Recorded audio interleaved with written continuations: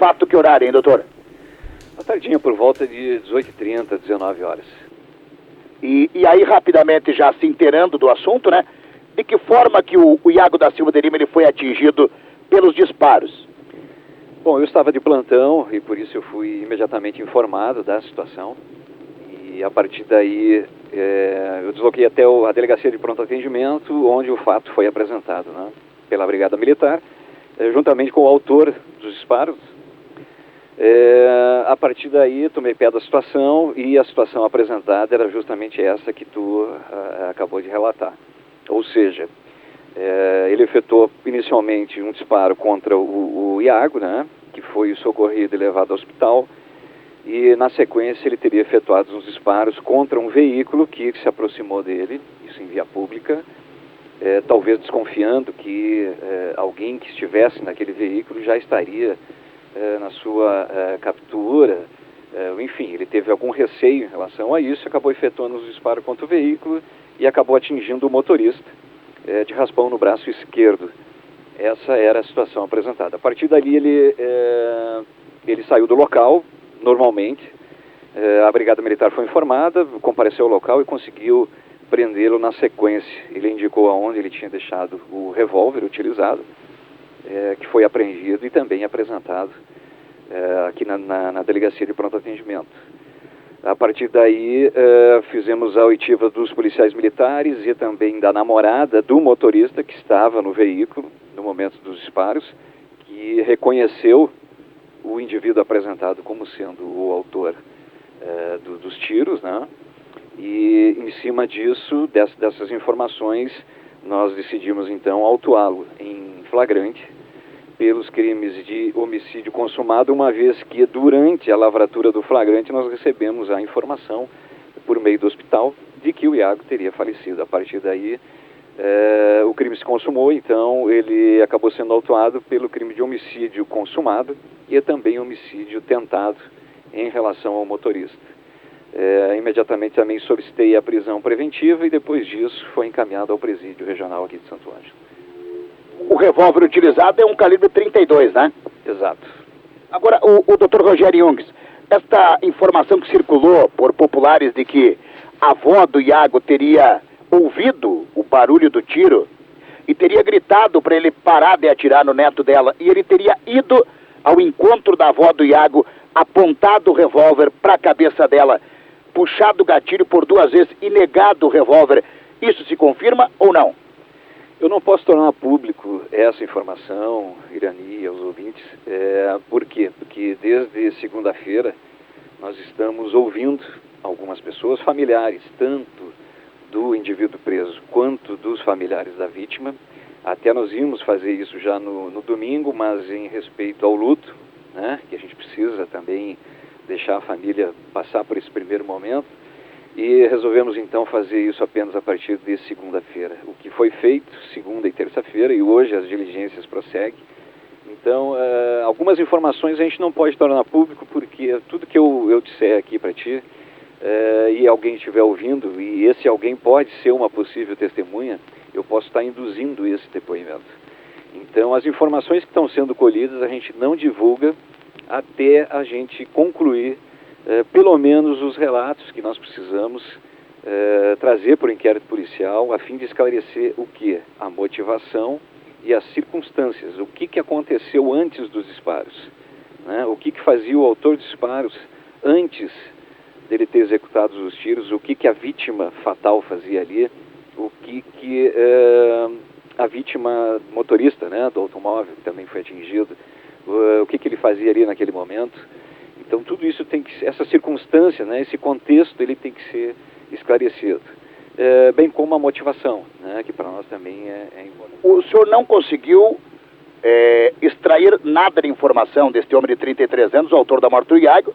Ele não falou nada no depoimento para o senhor aqui, a sua equipe, na Polícia Civil? No momento da prisão em flagrante dele, não. Tentei estabelecer uma conversa com ele, mas ele se manteve em silêncio. Ele estava sob efeito de drogas? Foi possível comprovar isso, doutor Rogério Jungs? Não, porque ele não é obrigado a produzir prova contra ele, né? Então, Apenas uma... Foi feito o exame toxicológico? Não, justamente porque se ele não se dispõe a fazer, a gente não pode obrigá-lo a fazer. Então, tudo que for dito em relação a isso vai ser mera suposição, sem um exame pericial oficial que possa nos dizer com certeza se ele estava ou não sob efeito de alguma bebida alcoólica ou uma substância entorpecente. Bom, o senhor não tem, então, até o momento, nenhuma informação de qual seria a motivação para o crime? Nós já temos bastante informações em relação à motivação e circunstâncias, né? Mas, como eu disse, eu não posso divulgar até o desfecho final dessa apuração. O senhor já foi até o presídio, ou quem sabe, retiraram do presídio esse homem de 33 anos para ser ouvido aqui no Instituto de Investigação ou não? Não, vai ser a última diligência antes da gente concluir o inquérito. Isso no final dessa semana? No final dessa semana, porque com a decretação da sua prisão preventiva, nós temos 10 dias para encaminhar um inquérito policial ao Poder Judiciário. E diante das informações que nós obtivemos durante a semana, a gente vai poder confrontar ele, isso se ele se dispor a falar a respeito. Muito bem. O senhor sabe que as redes sociais, elas funcionam de uma forma imediata hoje em dia, né? E, lamentavelmente, às vezes, muitas informações, elas não são verdadeiras e acabam atrapalhando a polícia, e muitas vezes a polícia se vê na obrigação até de divulgar uma inverdade que está sendo publicada nas redes sociais. Mas é uma situação que enfrentamos no dia a dia. E nós, homens de imprensa e jornalistas, também convivemos com estas informações que nem a polícia. Circula aí nas redes sociais aqueles áudios divulgados aí, como o senhor observou, a respeito do homicídio. Então, algumas questões relacionadas aos áudios, a polícia também vai esclarecer aí no final da investigação, né? Exato. Eu sempre digo assim que se alguém tem alguma informação em relação a um fato ocorrido, não transforme isso numa notícia dentro de uma determinada rede social, seja através de texto ou através de um áudio. Traga essa informação aos órgãos de segurança pública. Esse é o caminho correto, porque esses dois áudios, como eu estava de plantão o final de semana todo, eu recebi esses áudios, né? Analisei, evidentemente, guardamos esses áudios e confrontamos agora, vamos confrontar durante toda a semana, com as informações colhidas de forma oficial, né? É evidente que essas informações, elas poderiam nos ajudar, né? Mas a divulgação na rede social não é o caminho correto.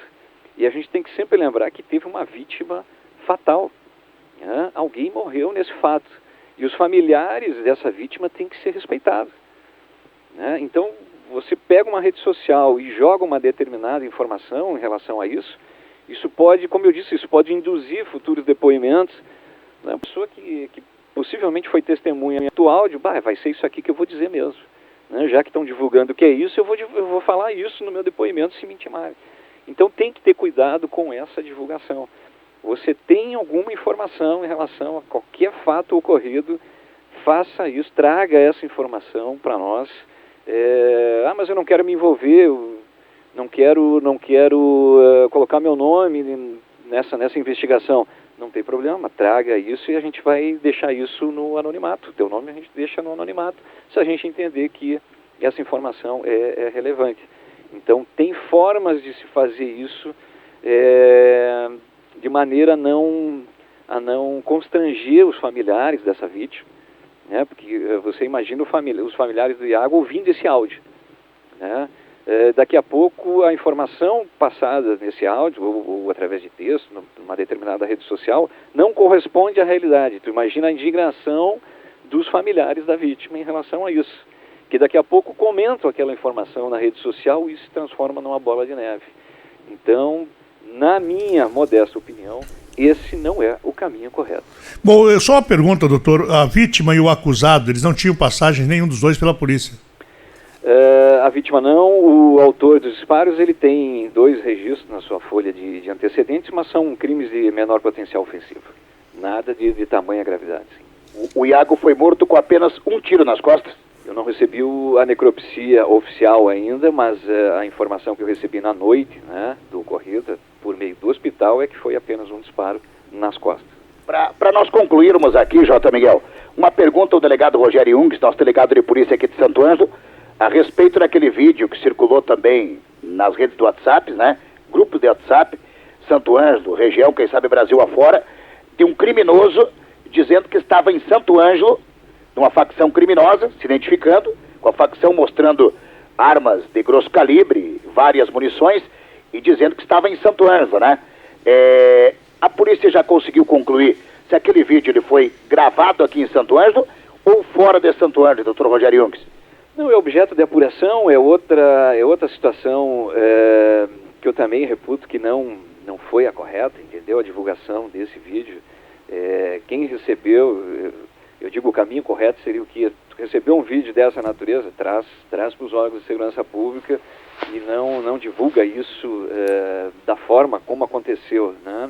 Esse vídeo, não tenho dúvida que chegou para todas as autoridades e todos os órgãos e instituições, né? Inclusive na capital, nós tivemos contatos de policiais da capital que receberam esse vídeo também e fizeram contato com a gente.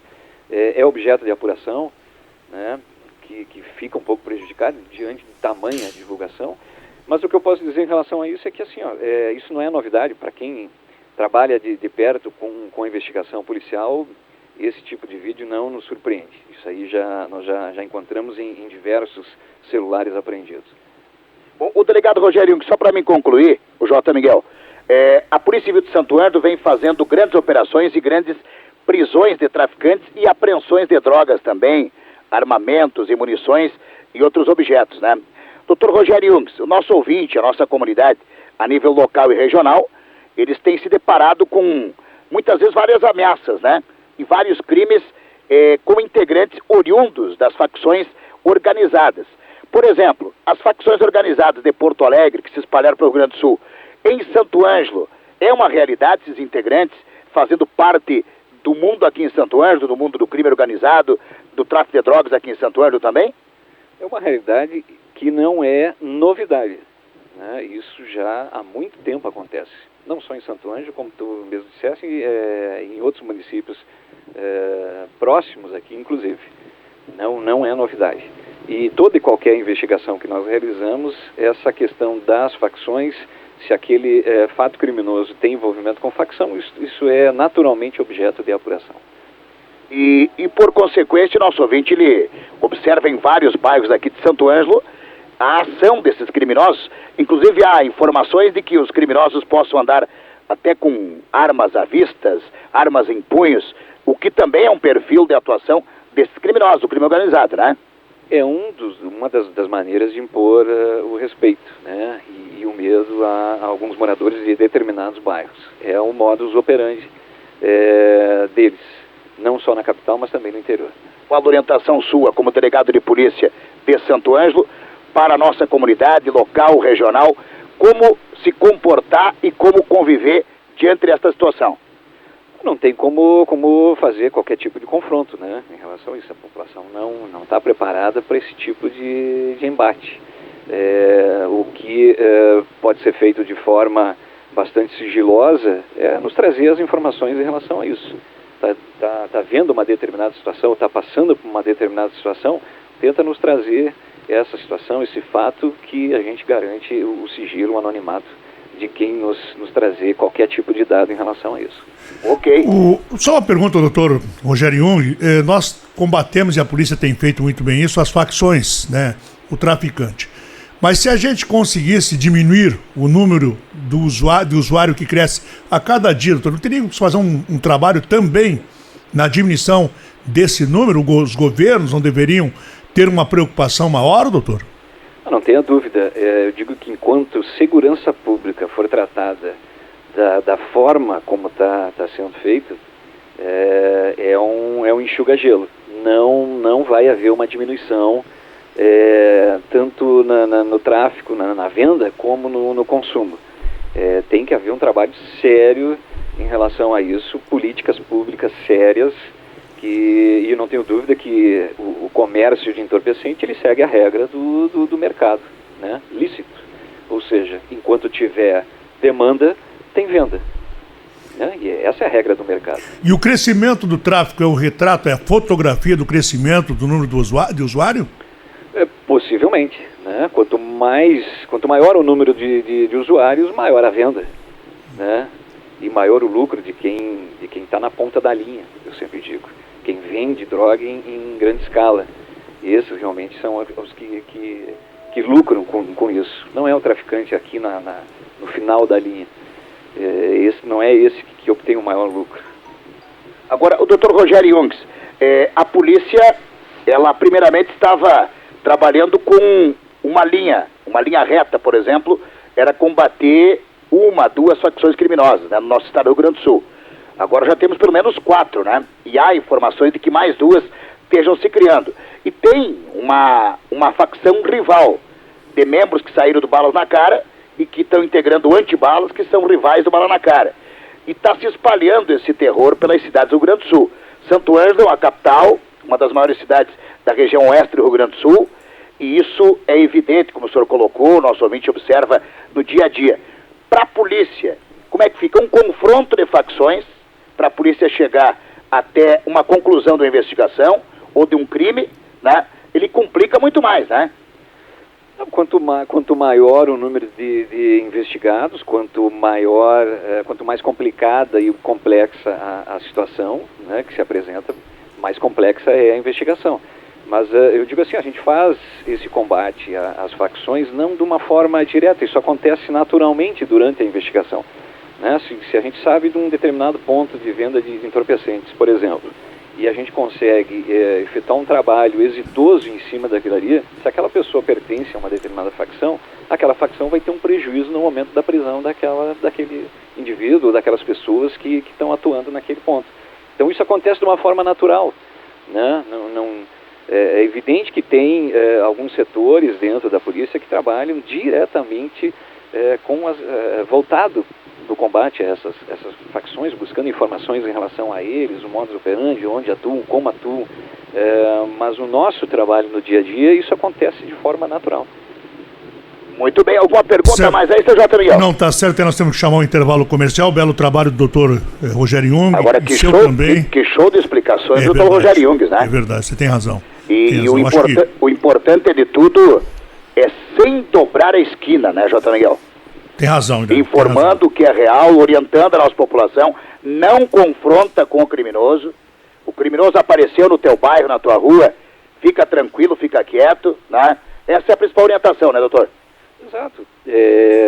Traz para os órgãos de segurança pública essas informações, essas situações, que a gente vai estudar uma forma de apuração e tentar amenizar, pelo menos, não digo liquidar, mas pelo menos amenizar algumas situações que estão ocorrendo.